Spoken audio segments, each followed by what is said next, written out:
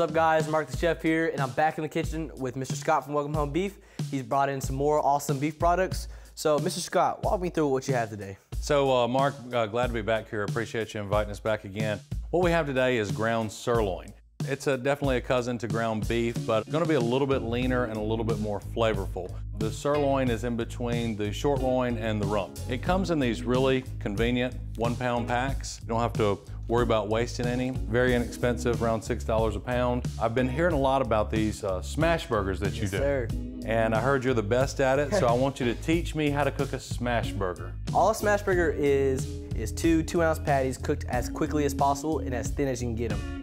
So we have a griddle on medium-high heat. We got it really hot. We'll season these with salt and pepper, just simply. So putting the seasoned side down on the griddle, giving them a couple inches between. All right, then we're taking a large spatula, putting it down, and just using our second spatula to just kind of smash it out. All right. Just really get them as thin as you can. You want it to kind of look like that in the end. That is the thinnest burger I've ever seen. You want them to get as thin as possible because that's where all the flavor comes from. All right, so this first one is done cooking. So I'm gonna flip it, and that's exactly what you want to see. That nice looks crust good on it. So I'm adding 1 slice of American cheese per patty.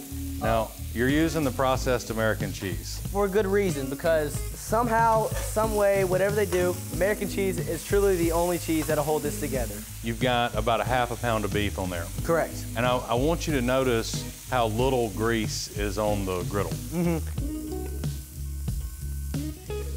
Okay, now that the first couple patties are done, I'm just gonna slide them off and stack them one on top of the other. All right, let's toast the buns. These are just potato rolls. I'm just soaking up whatever little bit of grease and juice was just left on this thing. These bottom buns are done.